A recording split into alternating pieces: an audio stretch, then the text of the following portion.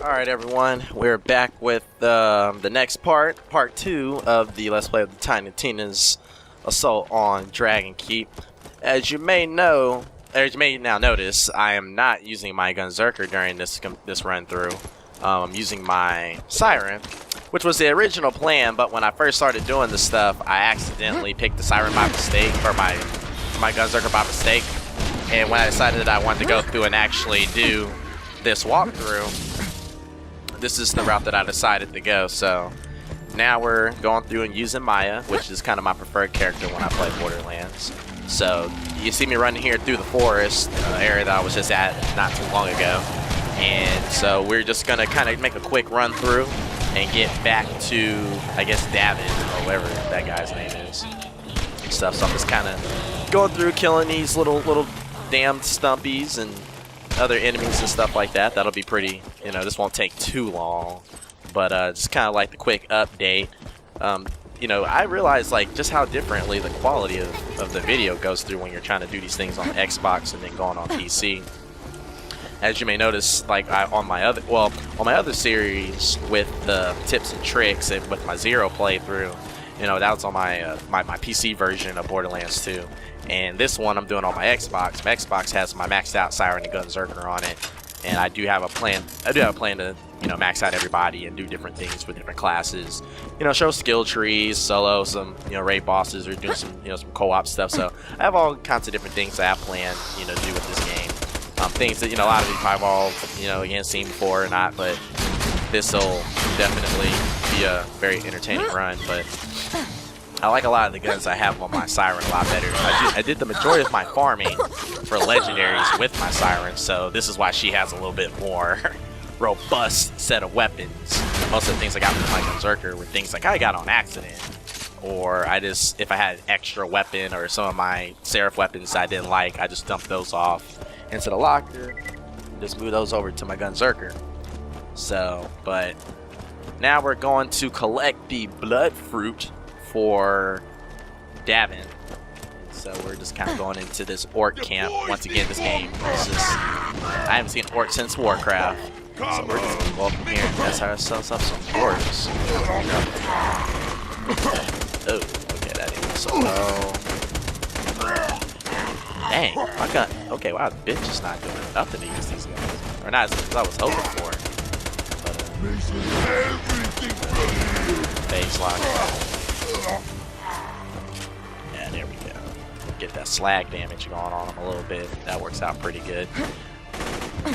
Still got people shooting at me. Switch over to the Sham. The Sham's gonna work out pretty good now. Phase lock. Yeah, what I need to do is just switch over to one of my, I think I have a bouncing Bonnie or whatever it's called, her name mod, that does some slag for me. I should switch over to that rather than using my Rolling Thunder. But I just love the sheer amount of damage that the Rolling Thunder does. But the bonus package, you know, like I said, it still puts in a lot of work. See, look at that. It still cleaned up a little bit for me. Hopefully it badly damaged the other guy. Yeah, teabag his body. Alright. Chest.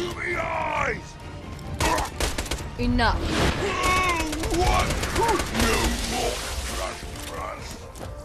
Yeah, the enemies in this game are very interesting. There's a very large variety of things that you run into. I mean, it's definitely got the fantasy feel to it, and you can tell they spent a lot of time going into, oh snaps, the hell is that? A Warlord Grub. Now that is just not right. Level 54, this is like fighting Triple O. Only, ooh. But nothing that the unkempt heralds can't handle. But I'm about to run. Can't face lock. Keep on running. Oh crap. About to make a mad dash. See if I can't juke him to death. Enter Allen Iverson coming right here, y'all. Take that. Alrighty, let's see what I got here. Gonna switch over to the B now. Help expedite this process. What I should do, well, never mind. Just keep running. Run! Take this dude out first before I can do the cleanup. Maybe he'll get caught up in some of these other guys. Carpet bomb him there. Oh. I guess it kind of worked. Not really. There's like another dude. Battle Orc. The Duke of Orc. Now, that's just ridiculous that they even got that stuff going on. Going with the bitch and the B combination. Slack him up. That's what I'm talking about. Don't mess with me. Mop up duty now. That's what we're going for. Just doing a little bit of cleanup. That works. Dang, they are not being nice to me with some of these enemies. Let's see if I can't get my shield to regenerate real quick. Alright, I should better put quick work on this. Oh, really? I really hate those homing orbs after you kill them. Like, that just ain't right.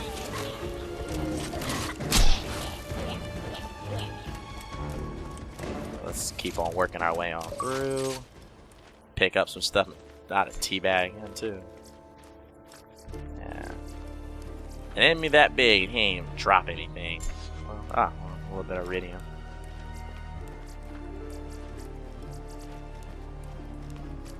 He didn't really drop anything very useful, so we're just gonna keep moseying along towards collecting this blood fruit, and I have no clue where I'm going. So I'm gonna just run up this path, which is probably me just going the wrong way. And yep, looks like I'm going the wrong way. Guess that red area is probably where I need to go. It looks red. It looks stuck. It sticks out. So that must mean it must be very, very important. So I guess we should probably try to work our way up that way. Right? I guess that makes sense. Gotta do what makes sense. Go up this little stompy thing right here. Oh, this looks kind of cool. It's like a bloodbath. Yeah, I said it. Bloodbath. Remember, what's his name? Remember the Brood from WWE? Gangrel and Edge and Christian, and they used to take the arena out, make it really dark, and they would give like whoever random person a bloodbath. That was actually probably one of my favorite parts of, you know, WWE was the Brood back in the day.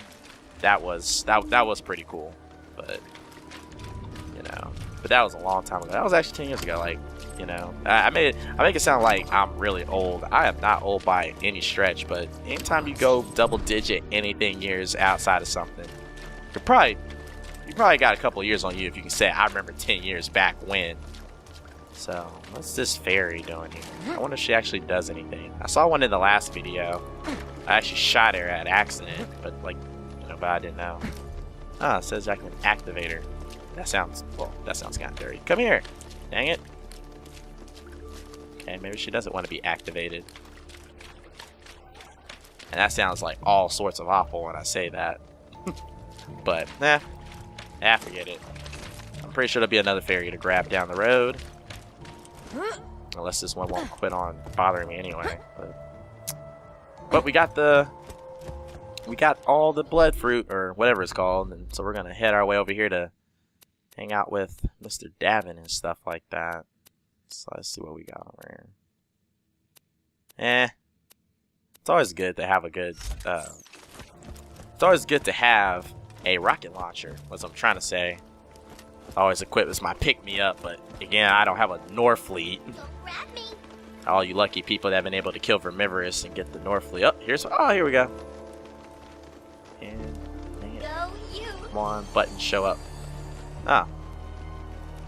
So I guess this must be like healing powers activate.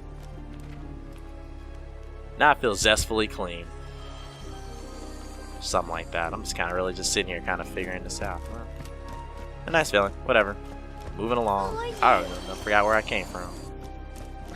Work my way back around. I'm just going to be just sitting here glowing and stuff. Looking all clean and glistening. Looking like Patrick. Ooh, wow. Now I can run fast.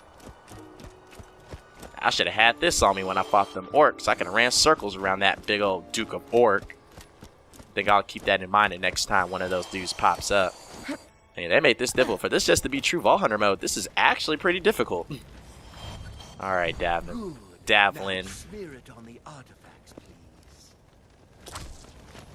Go you. When we're smearing.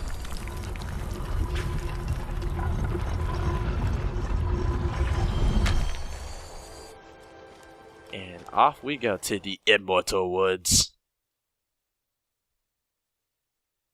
Yeah, this place is. I mean, this is some really good level design that was put into this game. I really like what they've done with a lot of the environments. I know I've been said that, sound like a broken record. I said that a lot in my last video, but I think that this is pretty good stuff.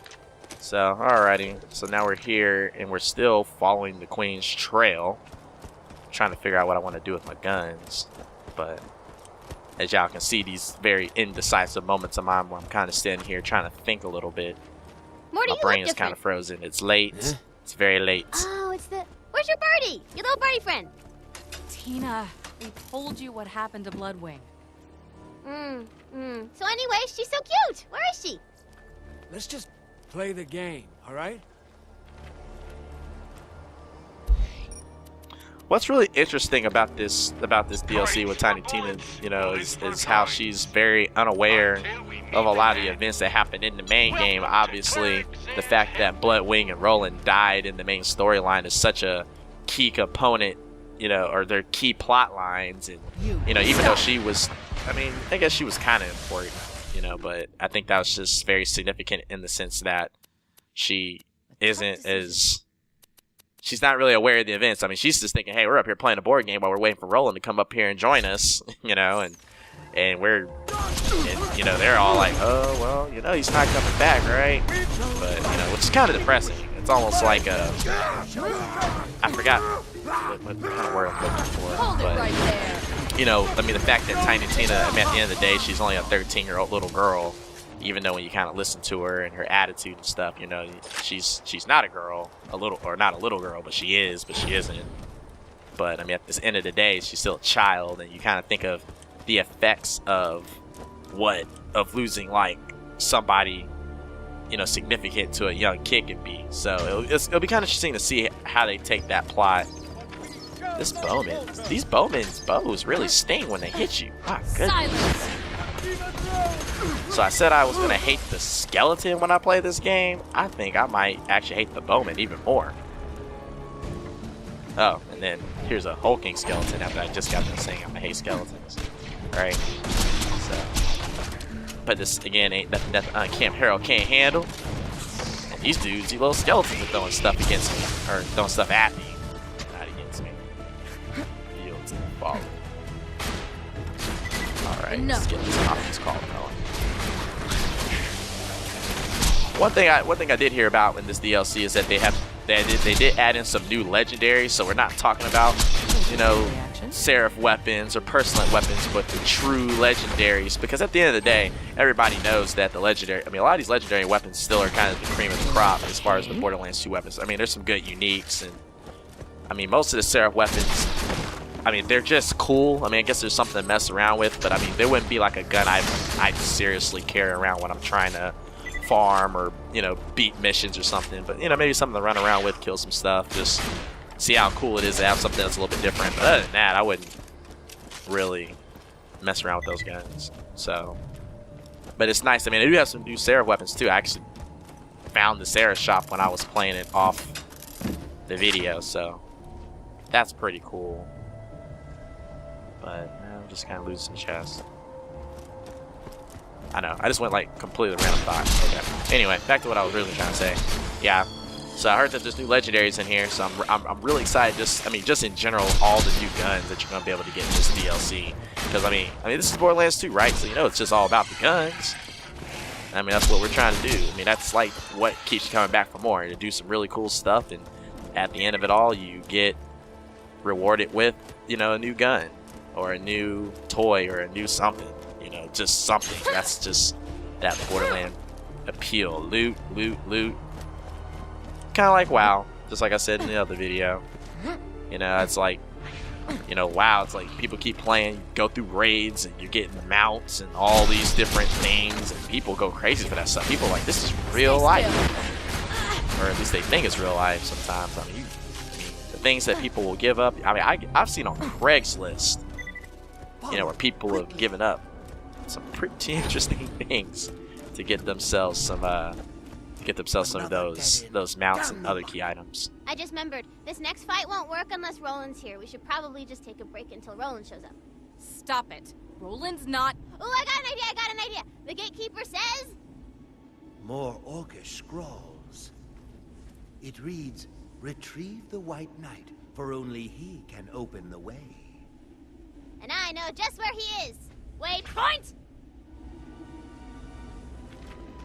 So now we're over here trying to find the White Knight. Alrighty. Let me think for a minute. What do you do? Alright. Looking down at my phone. My bad. Over here trying to like texting and playing the game at the same time is not really hard. Or not saying not really hard. It is really hard. You know, but I have no clue where I'm going. I just see the waypoints, so I'm gonna see, check out the map, see what's going on here. Looks like it's off the path. I kind of see that little crease right there, so we probably should head up off in that general direction. Let's see what's going on here. Just hopping along.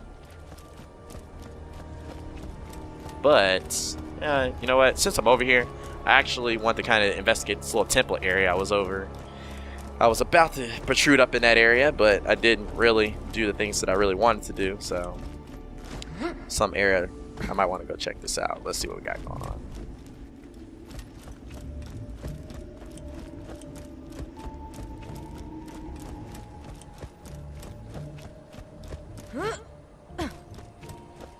All up in here. I'm pretty sure I'm probably about to get jumped by a bunch of bad guys when I get up here too, but that's okay. The sacred ruins. Since it's sacred, you know, people love to defend things that they think is sacred, so that probably means they're gonna come and kick my butt.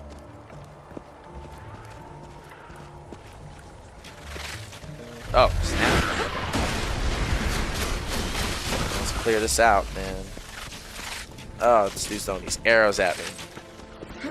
Again, like these arrows and these whatever the hell these guys are throwing, really pack a punch.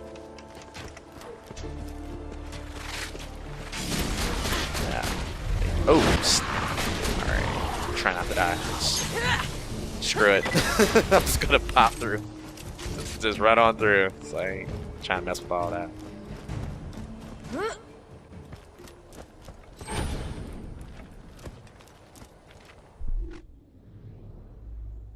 Yeah, let's still check my map. Yeah, I'm facing the wrong direction. So I gotta go back through all the junk that I just went through. Woo! Get him some.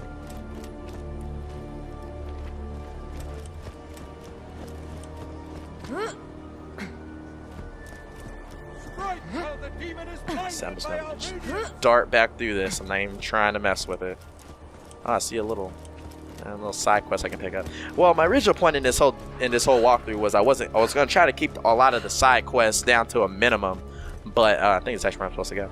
But I'm trying to get all the side quests down to a minimum, and I think that's what I think I will actually go through and do it and try to see how much of this, like, of the complete experience I'm gonna be able to deliver.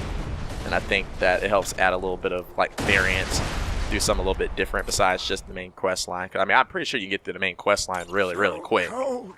So I'm just gonna grab this Lost Souls mission. Judgment Day is upon thee.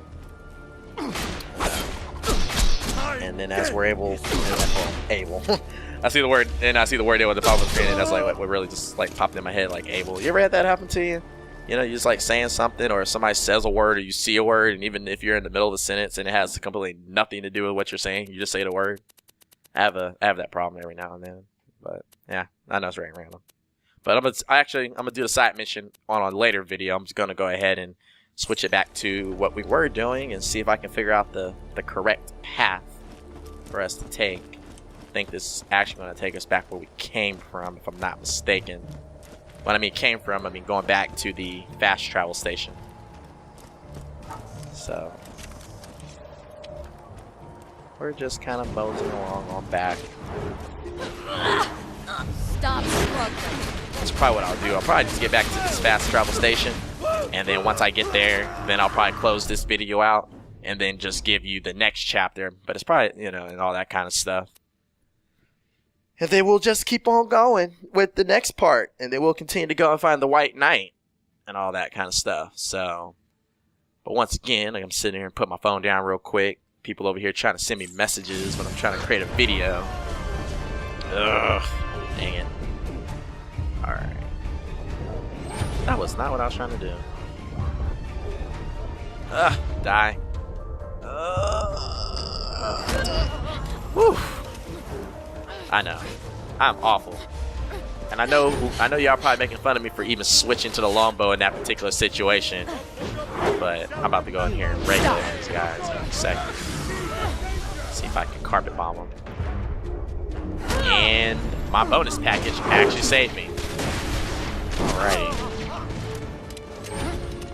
I am kind of getting owned right here.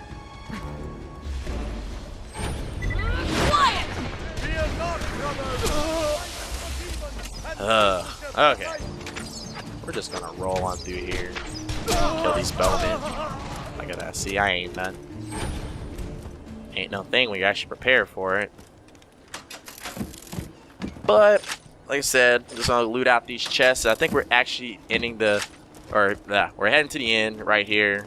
I guess we're going back to where I actually started here in the Immortal Woods, and so I'm actually going to go ahead and close out this video, and I guess I'm just gonna start a new one because, like I said, I'm gonna try to keep these things short, concise, between 20 and 30 minutes or so. So I think this is a good stopping point, and then from this point forward, we'll go and find the White Knight. So until next time, everybody take care.